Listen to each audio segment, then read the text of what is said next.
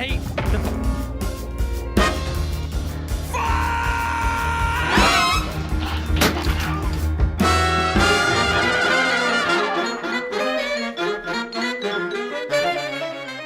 Welcome to Developer History. My name is Copyright, and today we're looking at the little indie darling Cuphead, released in 2017. Initially a PC and Xbox exclusive, it was later released for macOS, Nintendo Switch, and PlayStation. If you were around in 2015 to 2018, back when Doki Doki Literature Club was huge, Fortnite was making its first steps, or you just used the internet, then you certainly heard of, and maybe even tried out, Cuphead. Cuphead is a run-and-gun game developed and published by Studio Moldenhauer. The game follows a cartoon teacup character Cuphead and his brother Mugman, who deal with the devil to save their souls by collecting the other souls of the devil's debtors. Cuphead is probably one of the most successful indie game franchises ever. Next to Five Nights at Freddy's, the game has numerous collaborations, merchandise, books, and even a Netflix show. There's even a Cuphead Geico commercial. And the level of success can be attributed to two brothers who never gave up on their passion for cartoons and games. I've always been interested in the development history of Cuphead. I mean, look at this.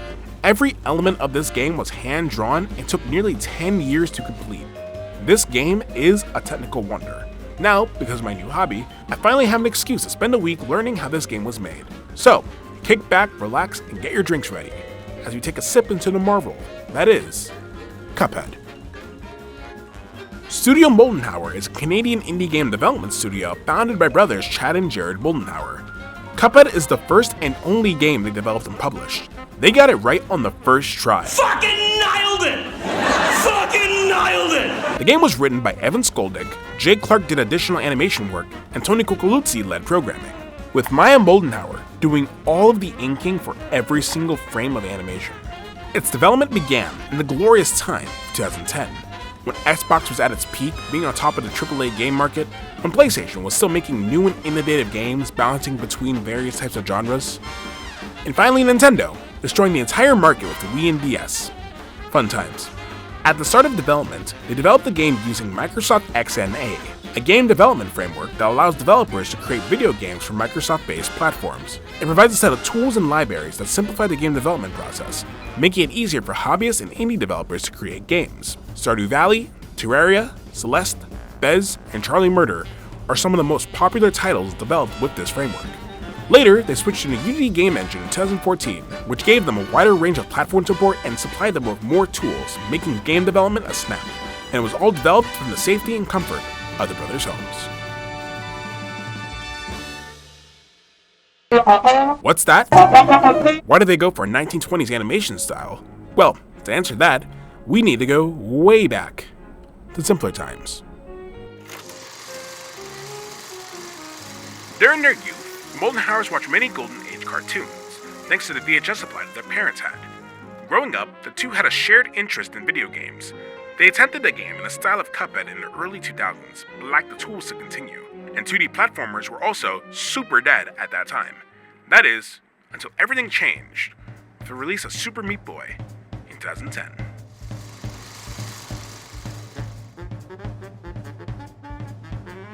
Super Meat Boy is a challenging indie platformer and is patient zero of being one of the most important and influential indie games to ever come out. Trust me, there are a lot of indie games that share that title, including Cuphead, but this one is the first to really rock the boat. Players control a cube of meat navigating deadly and insanely difficult levels to rescue his girlfriend Bandage Girl from the villain Dr. Fetus, standard damsel in distress flair.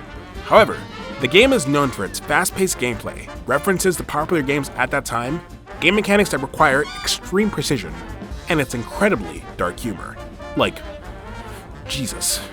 Super Meat Boy achieved instant massive success among players, becoming a modern classic due to its innovative design and relentless yet fair difficulty. The tight controls, difficulty, and retro charm set a new standard for indie platformers and helped usher in the golden age of indie games. Indie games used to just be on PC, only available to those who are active on various sites like Newgrounds, Cool Math Games, and Stickpage. Microsoft released an initiative to publish indie games on the Xbox 360, allowing many games to gain a second life and reach even more people.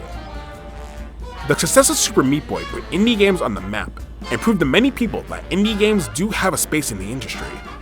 With enough dedication, personal, special, and fun experiences can be created.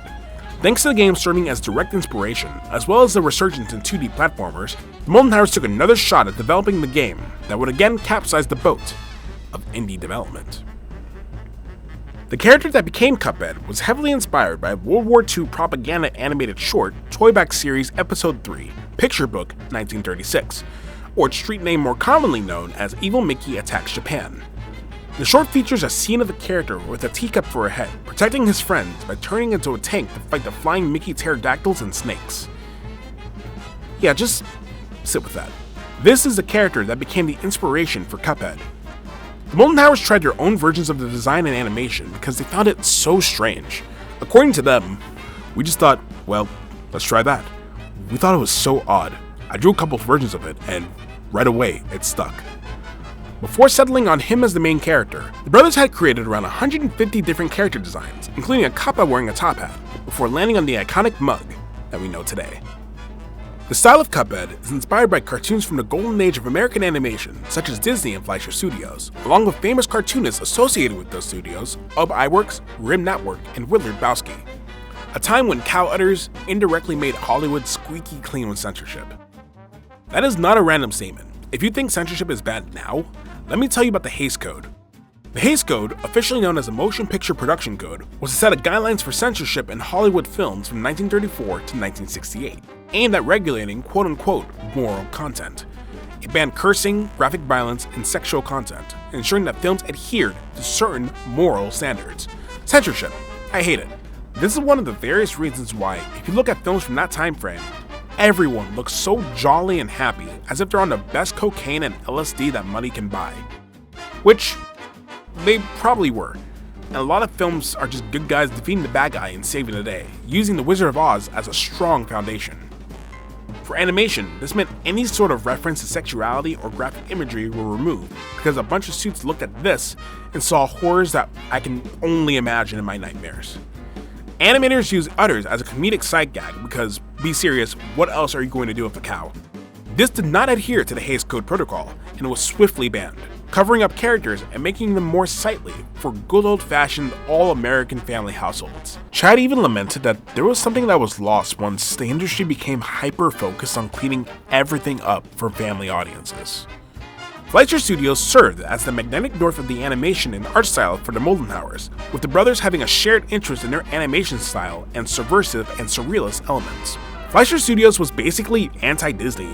Nearly all of their animations were trippy, weird, and dark as hell, and just incredibly unique and distinct from Disney. I love dark animation, so I definitely have a preference for Fleischer Studios or Don Bluth animation. But once the Hays Code kicked in, suddenly that sort of animation was washed away. The 1920s to the 1960s is considered the golden age of American animation.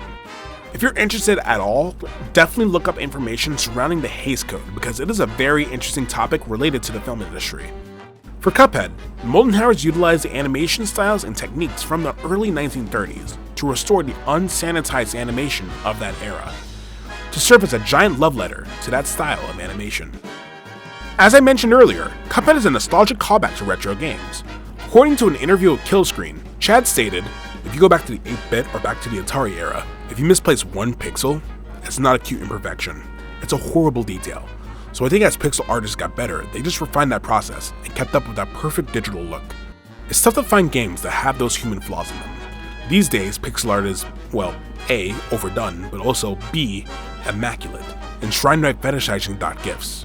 But Cuphead exults in tiny human flaws and imperfections. It lovingly leaps them in. The flood lines, the bleed and wash of watercolor, the misplaced drum beat, the raw thump of analog sound, the grain of celluloid cinema. Cuphead is a digital game made in the real world. If that sounds like a hell of a lot of work, well, fusing separate dimensions is a hell of a lot of work. The brothers purposefully included imperfections as a response to the perfection of more modern pixel art. Before, it wasn't a design choice or an art style. It was a necessity because of the technology at that time. And the human nature behind that has gotten away from us, which Cuphead fully embraces.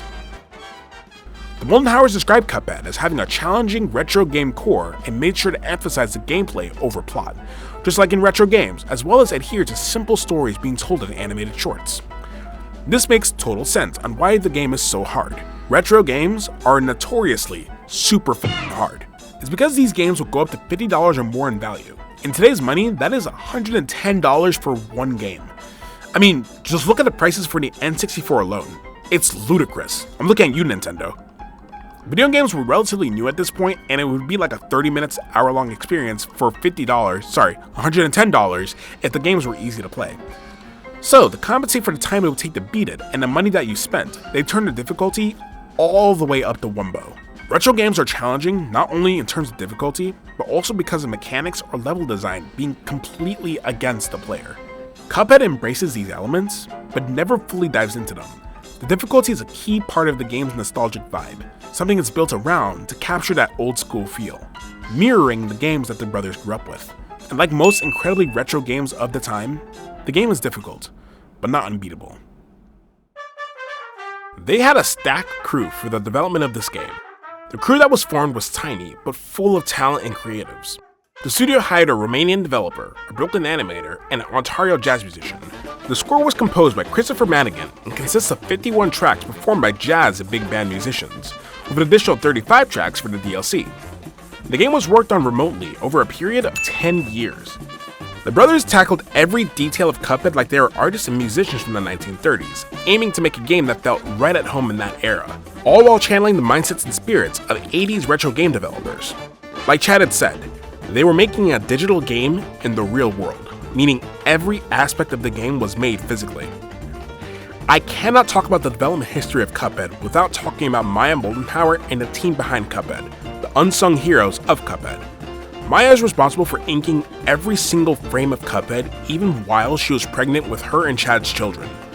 Each frame of animation will take 20 minutes in total to create, and Cuphead contains 50,000 frames of hand-drawn and inked animation.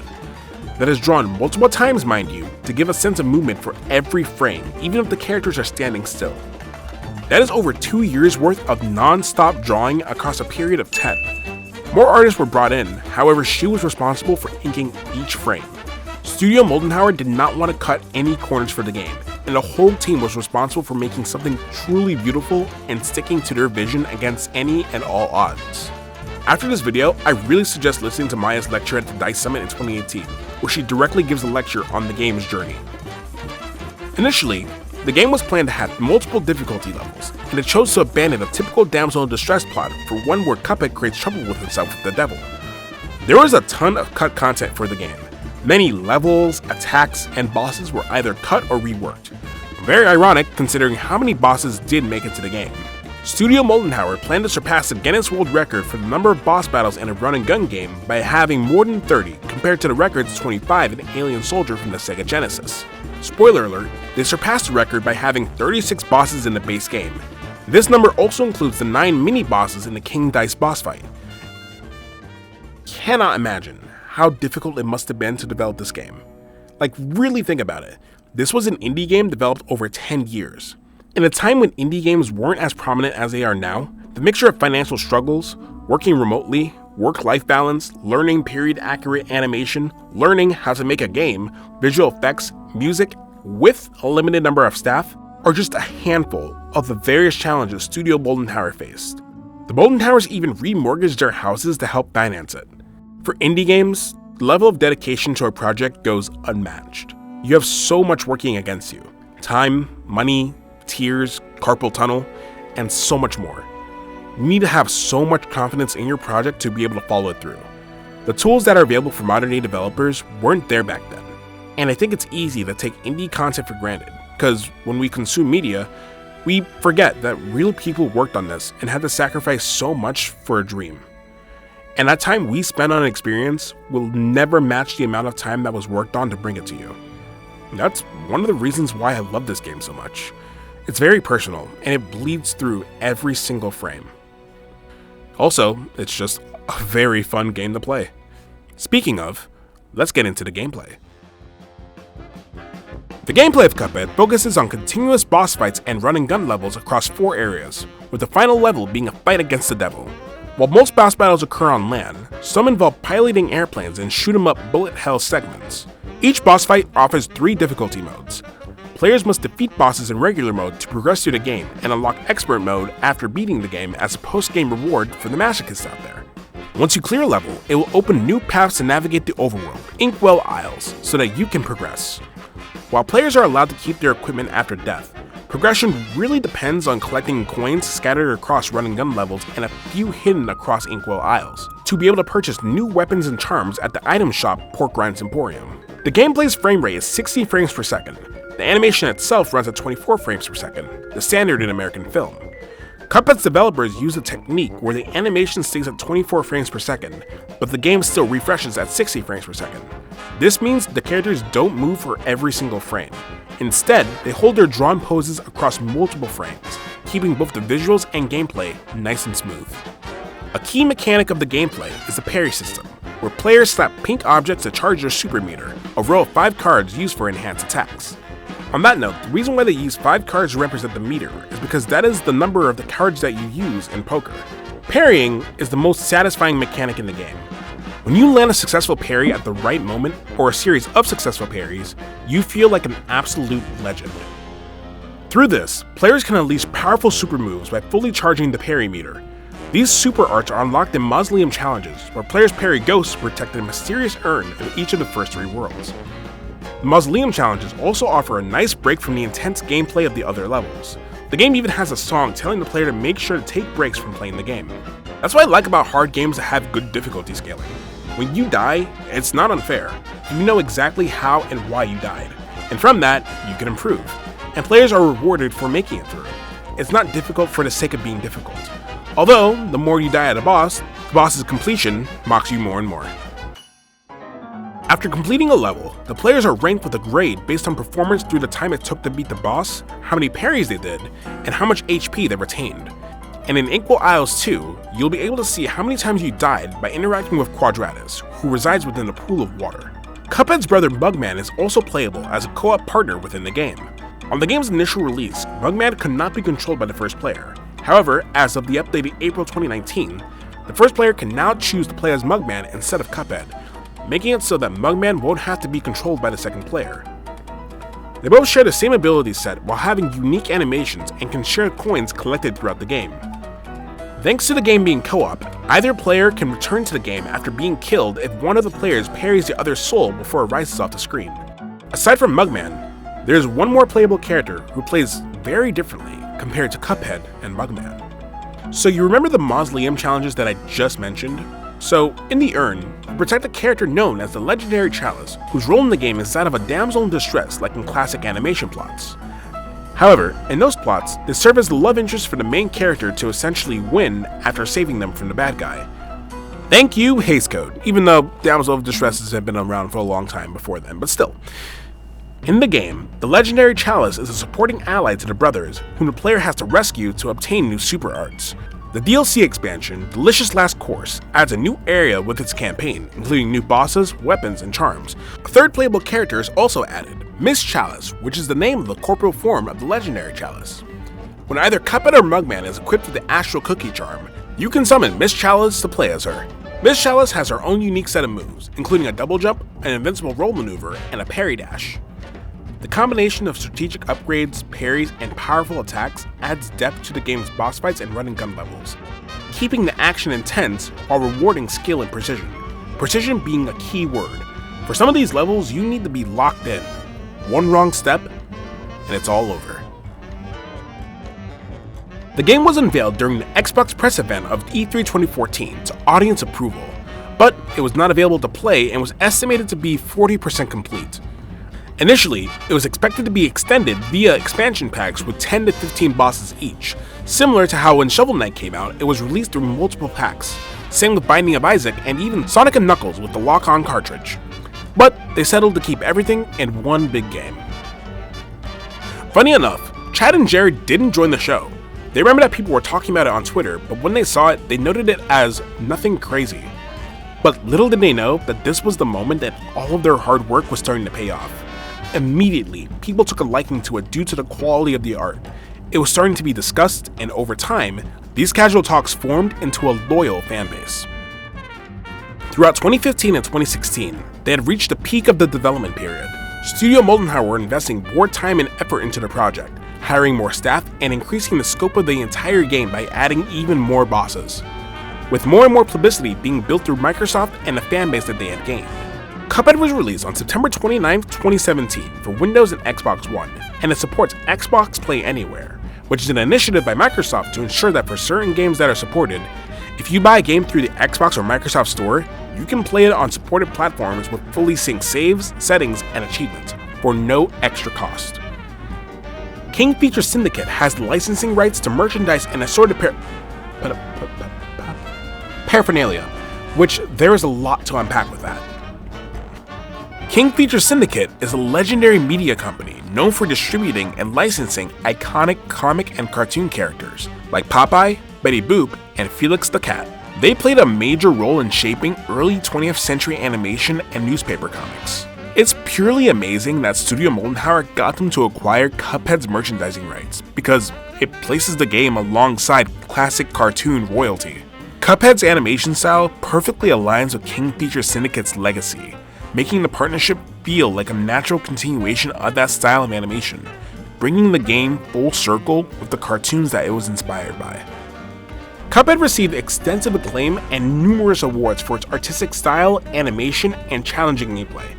It won a BAFTA award for Best Music and the Game Awards for Best Art Direction, and was awarded to the developers by Hideo Kojima and Guillermo. How do you pronounce this? Guillermo del Toro. This game that started in a basement was awarded. Really think about that. This game was being made in a basement somewhere with a cup of dreams and a kettle of hope. Ended up being rewarded by video game and film legends. Actually insane.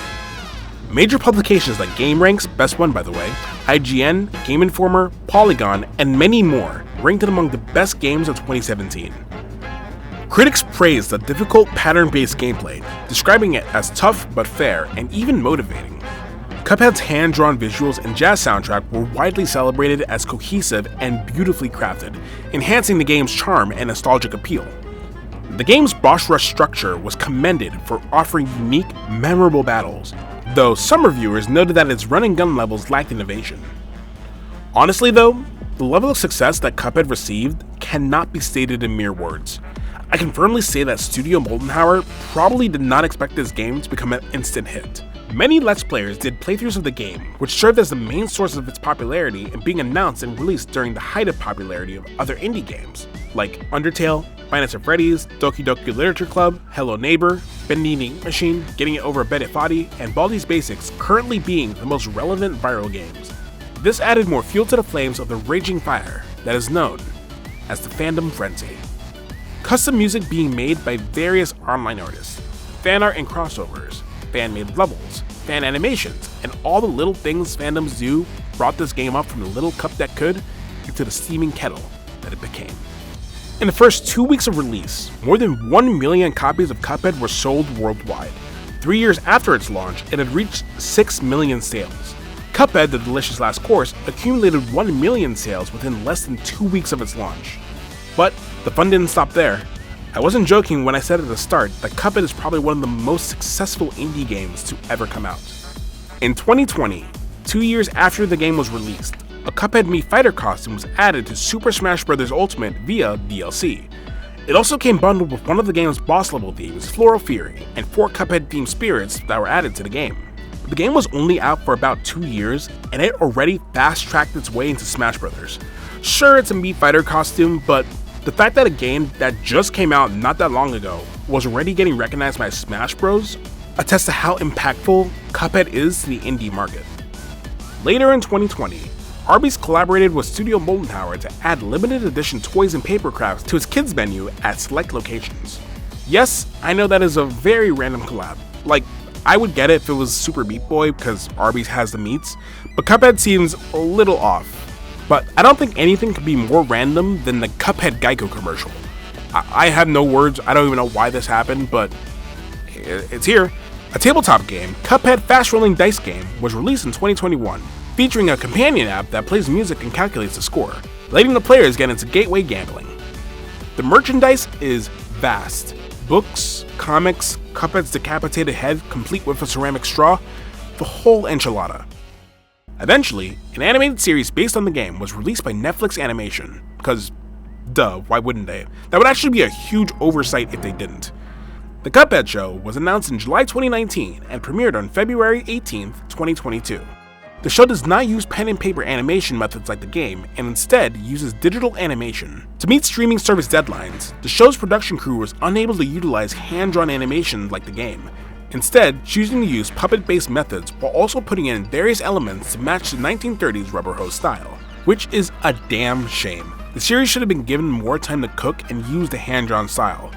Also, Netflix was concerned about deadlines. All of their original shows take 3 to 5 years to get another season at least. Like what, I'm still waiting for Love, Death and Robots Season 4? Doesn't help that they keep canceling successful shows or canceling shows that would have been a success. Bone.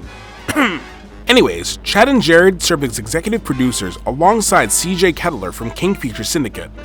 The show currently has 3 seasons with the ending leading into the start of the video game. It is currently unknown if the show will receive future seasons, but overall, it's a good show.